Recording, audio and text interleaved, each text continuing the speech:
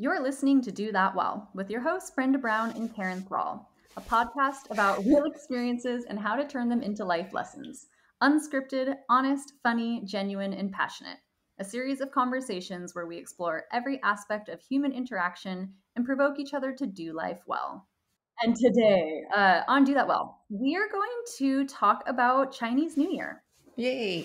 So this week, hooray! Chinese New Year started earlier this week on February 1st for 2022. And for those of you that listen to Do That Well, it probably will be no surprise to you to learn that one of my goals in my life right now is to really expand my knowledge in lots of ways, but more specifically when it comes to learning about different cultures, different people's backgrounds. That's just something that I'm very curious about. I think that I'm always curious to expand my worldview and expand my understanding of what other people in the world experience. So I thought it'd be really fun to talk about Chinese New Year. Look at some of the traditions around it, go specifically over how it's celebrated, where it's celebrated, and just dedicate this episode to the special event. Mm-hmm. And there's something nice about a new year. We're so used to talking about our own new year. When you see that around the world, there's many different forms of new year celebration. And it's that pressing the reset. It's bringing in good tidings and good fortune and good prosperity, and it's all this very positive thing. And so people, it's nice. Even though we just did ours, it's kind of nice to do. And now we're doing it with the Chinese New Year, which I think is really cool. Very similar, but totally different culturally. So I'm looking forward to you telling us what you found out. Well, and as you said, Karen, there are so many different New Years. I mean, I think that Chinese New Year is a very well-known one, but there are so many other different calendars that people across the world use. So it is a nice thing to remember that the New Year that we know here in North America is not necessarily Yeah. the same for everyone Oh, across the world. and if you broke your New Year's resolution in January, you have a second chance now. You can redo your New Year's resolution. Exactly. Ooh, that's true. And it reinforces this idea that we don't need to only make resolutions during New Year's. So, That's true. with that being said, um, so Chinese New Year. As I mentioned, it was started this year for 2022 on February 1st, which was on Tuesday. And Chinese New Year is often also known as the Lunar New Year because it celebrates the beginning of a new year on a traditional lunisolar and solar Chinese calendar. If you want to know more specifically about what that means, you'll have to do your own research because we only have 30 minutes. And that wasn't where I was going to spend all my time today. But it's really interesting if you do decide to look further into it, how the calendars work based off of the lunar cycles. So Lunar New Year, Chinese New Year, it does originate in China, but it is actually celebrated in lots of other countries all around the world. And in other East and Southeastern Asian countries as well. Typically, where it's celebrated are going to be places where there is a larger Chinese population or people of Chinese heritage. Um, but I found it really interesting to learn that it actually is celebrated in so many different countries. I didn't realize that in Vietnam was one of them that Yeah. surprised me. I didn't realize that that was a New Year that they celebrated over there because Mhm. in my mind, it seems geographically not very close Mm. to China, but Mm. there was a lot of Chinese immigrants to Vietnam. So I thought that was interesting. Yeah, yeah. And I did notice that the whole calling it lunar year celebration. I think it's in Australia where they changed the name because there were so many different types of cultures that were celebrating the lunar year that it wasn't just Chinese, so they changed the name Oh, officially to lunars okay. to be more inclusive of all the different Of groups of all the people different, that. right. Yeah. And I did also learn that sometimes it's referred to as the Spring Festival. So Yes. I thought I that was did. interesting as well, that, Yes. it of course originated in China, but it is now something that is fairly widely celebrated. So there are very specific days that go into how this all works. So on the 26th day of the last lunar month, which was January 28th this year, that is when traditionally for Chinese New Year they'll start making festive cakes and puddings and different foods that are specific to celebrating the Chinese New Year. And I'm going to pre apologize because I know that I'm not going to pronounce these correctly. So I will try my best. The words for cakes and puddings in Mandarin is gao, or go in Cantonese, which sounds the same as the word for tall, um, Mm, which means that when you eat these different cakes and puddings, it's mm. believed that it leads to improvements and growth because it sounds like the word tall, like growth in the It's coming year. great. So I thought that was really fun. Yeah, that is very cool. And this is just starting me off with talking about this, but what I think is really interesting about Chinese New Year is that there are all of these very specific traditions and superstitions, I suppose, that are Mhm. tied to it. As somebody that grew up with a mother that's from somewhere other than North America, my mom's from Thailand. And in Thailand, there are a lot of different superstitions and things as a part of that culture. So, that particular aspect of Chinese New Year isn't necessarily new to me. I think it's fairly common in a lot of Asian cultures to have different superstitions.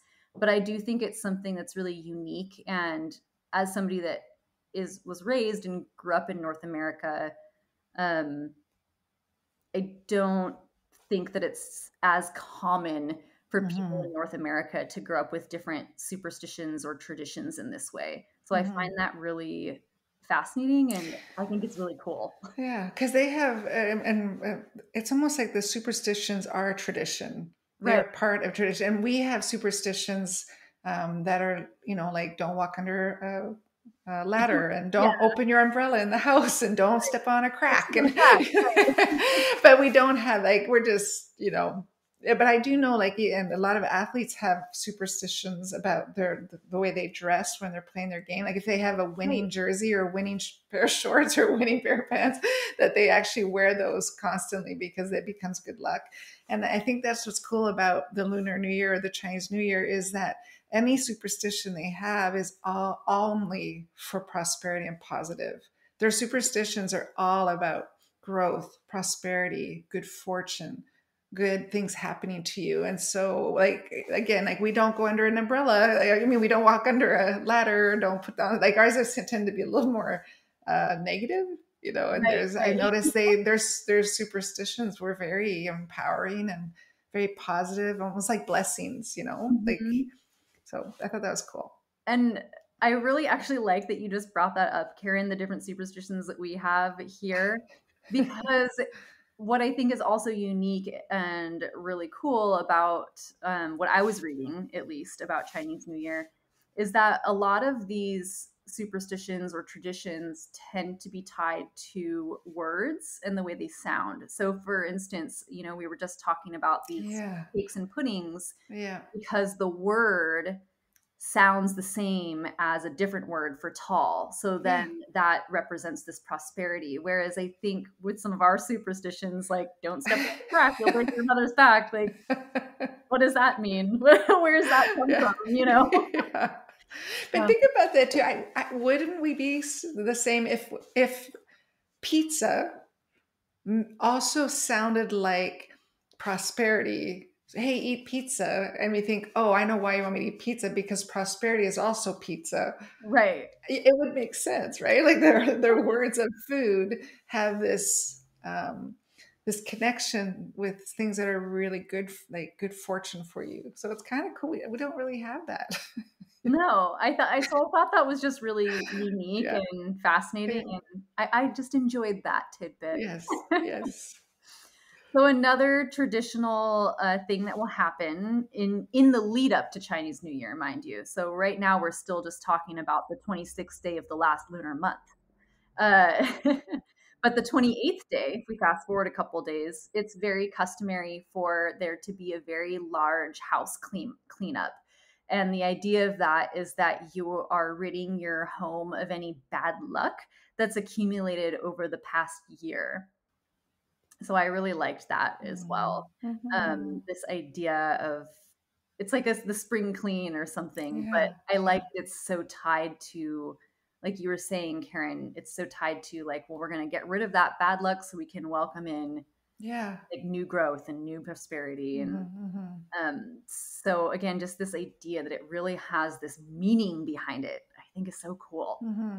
Do we do that? Like on our New Year's Eve, we're very forward thinking. I'm going to make these new promises, but we could learn a lot about. Why don't we stop and close the door on anything that we don't want to take with us into the new year? Let's close the door on that, shake that off, and then replace it with, like, let's not carry this again into another year. Let's reset ourselves. And I think that would be a good thing for us to learn to do a little bit on New Year's Mhm. Eve. It's not always about, I'm going to be this, I'm going to do this, I'm going to like it. What about just going, I'm going to let go of this and I'm going to stand back up and I'm going to accept the good things that I'm meant to have. So it's kind of something we could I all like learn. that. Yeah. Totally. Because And I think, ooh, we might be tapping into something here. This is a bit of a tangent, but I think in a way that could really help to one of my favorite phrases is like garner your expectations when it comes to the new year, right? Because rather than thinking about, well, what am I going to achieve? What do I want to try and achieve? What do I want to try and accomplish in this next year? Instead, it's what do I want to let go of so that I can welcome new opportunity, but I Yeah. don't know what that new opportunity may look like. Mm-hmm. I think that's a really Mm-hmm. healthy Mm-hmm. mindset. Yeah. And I mean, this has been going on for thousands of years, isn't it? Like 15 BC, 14 BC was the first Lunar Year Festival. Mhm. I think like 14 BC, like 1400 or whatever, or something like that, isn't it? That's when the Remember the calendar. exact date, so I will Well, have to look that up. I don't wanna get it wrong. no, me too. Yeah, my apologies if I'm getting it wrong, but it is much longer than our New Year. Let me just put it that Yes, we've been way. celebrating for a very, very long time. Very much, way much longer. So their I can help calendar you with year, that. yeah, that's why their number on their calendar year is different than ours. But you were right, Karen. It's 14th century BC is Wow. when it was thought to have started, the tradition Oh, well, started. there we go. So, very cool. Okay, and can I add one more thing? Yes. I don't know if the listeners know this. I did not know this. I'm learning so much. United States has been celebrating the lunar year for 150 years. 150 years.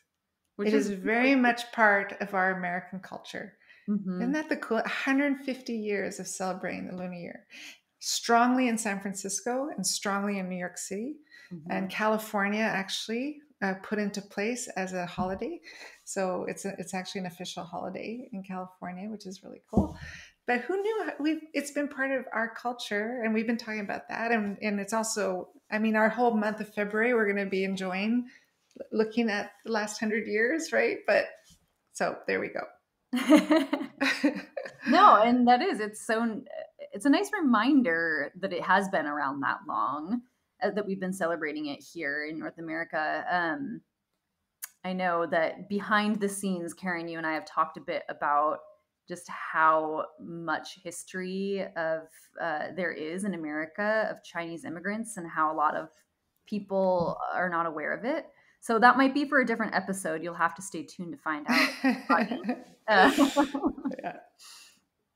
so moving on, after they do this big home cleanup on the 28th day, there's typically then on Lunar New Year's Eve, there's typically a very big family reunion dinner. So they'll get all of the family together, extended family, and they'll have a really big dinner where they just share all of these different traditional foods. And again, I only went over the cakes and puddings, and again, there's many foods. So if you're interested, I encourage you looking into it because I didn't have time to go over all of them.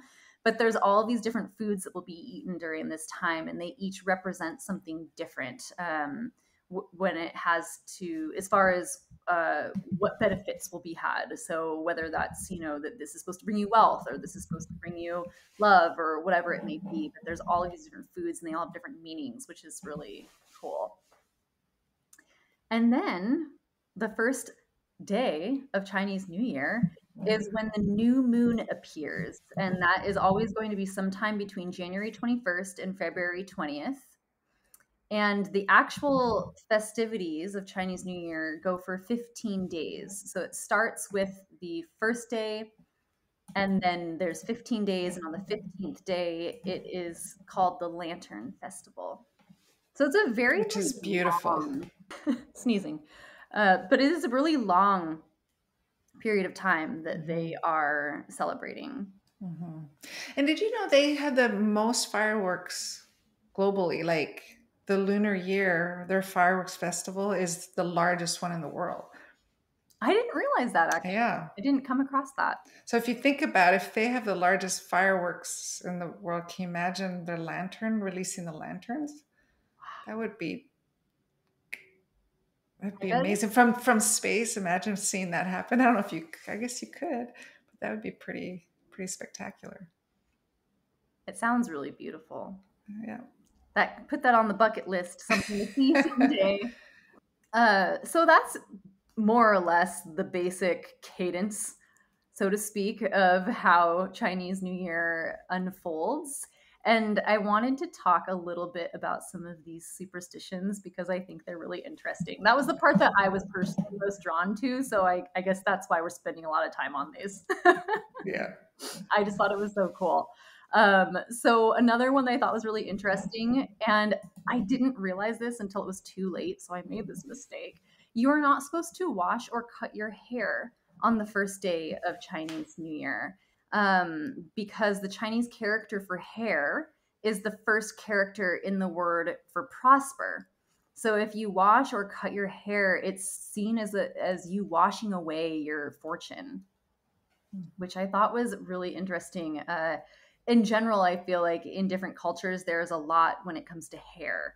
Like hair is your life force, there's a relationship with hair that I think a lot of different cultures hold that isn't necessarily as precious in North American culture, typically. Yeah. I'm generalizing, of course, but so I thought that was really interesting. And again, you have this thing where it's because the first character from the words is the first character of the word prosper. So that's where you get this idea that if you cut your hair or you wash your hair, you're going to be washing away and cutting away all that fortune. Which I thought was I know it is. It really is. And that's on the first day. That's day one of the new year. Right.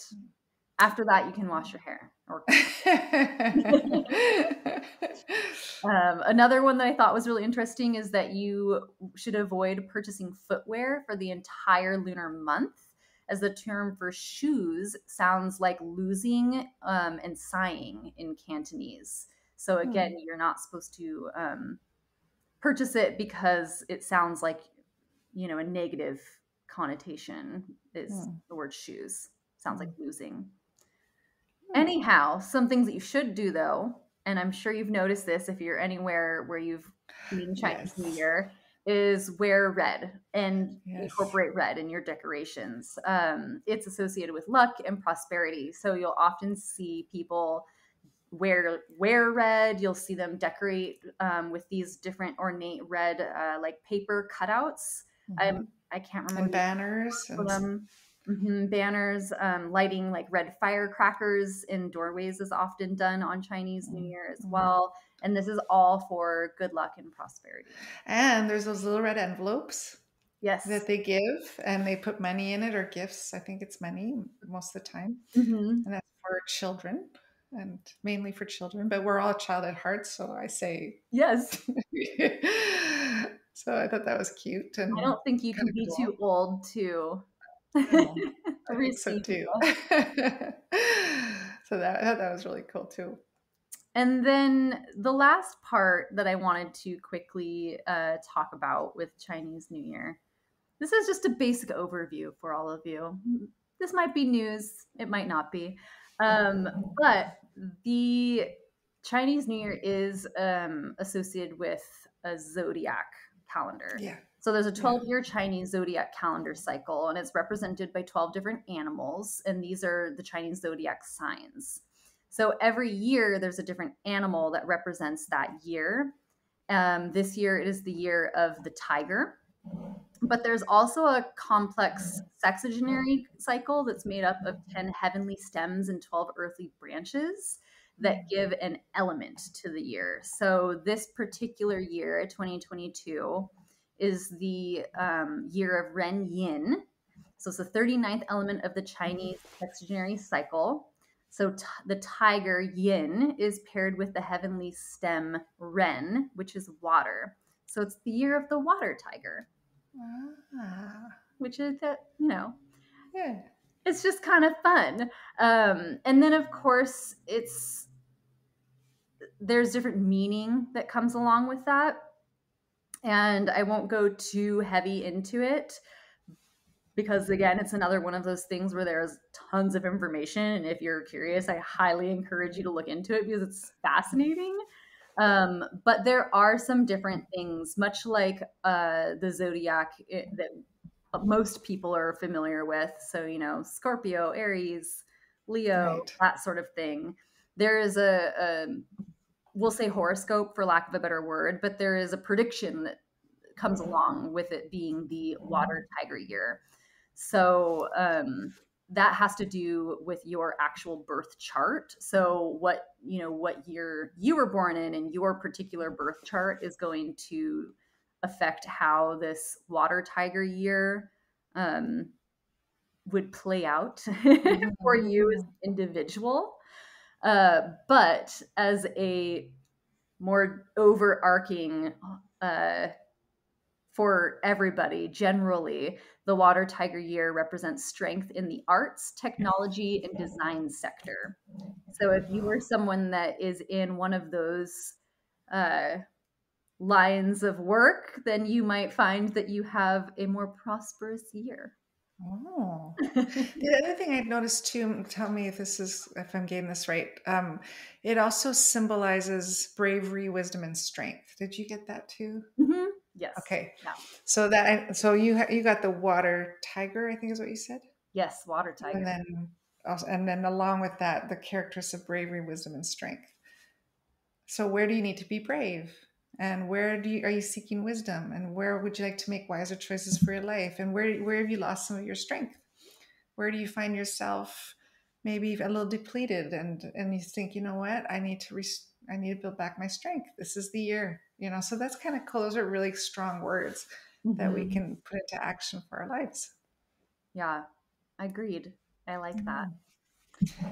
I So do. Yeah. Okay. Because I have something I wanted to ask you too. So yeah, no, do it. I was just going to say, I know we only have about 5 minutes left or okay. so here, but I just wanted to finish up my thought with this was a very bare bones general overview of Chinese New Year, and you basically just got a flavor of what Brenda Brown thought was most interesting. Yeah, But it's I great. highly encourage Yeah. any of you that heard a new tidbit to look further into it, because there is actually just so much information. I think that the zodiac was especially interesting, and reading about how that is supposed to affect different people depending on what their birth chart is. Right. All of the I different saw that too. Yeah. things with the food are super cool. So there's so much to learn here if you're so inclined.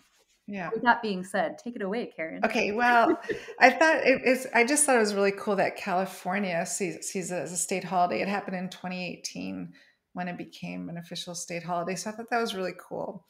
And because California has, I think, one of the highest population of Chinese, I'm going to say Chinese Asian. Mm-hmm. So it makes sense that I think it's cool that we have this state holiday because we also have a strong population. I did not know that the first parade in San Francisco was 1953, where it became a parade, an official parade. And I did not know that it's right around the time of the Lantern Festival. So 2 weeks after the New Year's Day, around the time of the Lanterns Festival, which marks the end of the New Year's season. Mm-hmm. And so it's very active in California. So my question to you, because I did not know this either. I never understood why there were dragons and lions. And so, but dragons actually that's a really good thing. But Asian dragons do not breathe fire. Asian dragons are water animals, and they live in oceans, lakes, and rivers, and they bring good luck and spring rain so that farmers can begin to plant rice. And they are not considered like the Europeans. We see fire breathing, dangerous, mean, Right. destructive, but not in the Asian dragons. They're like these amazing creatures. And then they talked about the difference between a lion dragon and like a lion dancer and a dragon dancer. And they talked about how there's going to be 4 people. You'll know it's a dragon dancer because you'll see 4 sets of legs. And in the lion dancer, there's 2 sets of legs, and the lion dancers do all the martial arts. Both dancers both perform martial arts, but does more of the acrobats so I thought that was cool too. That those 2 animals are really highlighted in these parades for the Lunar New Year. Mm-hmm. Yeah. And I just wonder if you read that as well.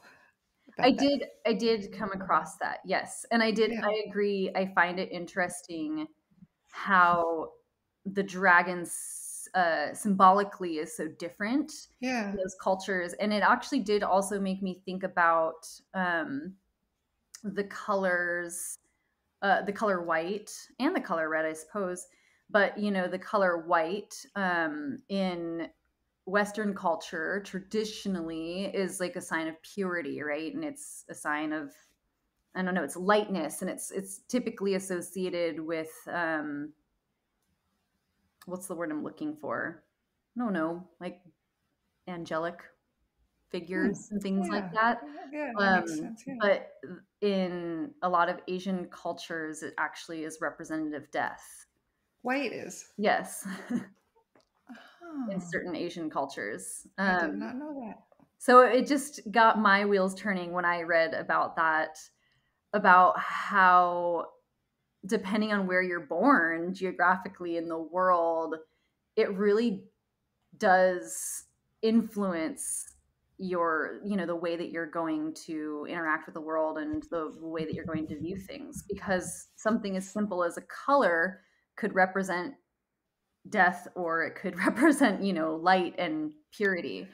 So I don't know, it's little things like that, or like the dragons symbolically being so different. It's little things like that that really get my wheels turning, and I think it really fuels me to want to learn. Like this is the stuff that I live for when it comes to me wanting to learn more about other cultures, because I think that really highlights in my brain how easy you can see how easily down the line those little differences can become miscommunications, right? And these are some more obvious examples, because it's like, okay, a dragon, it's either equaling something that's like evil and fire breathing, or it's this prosperous creature that is bringing, prosperity to our crops or whatever.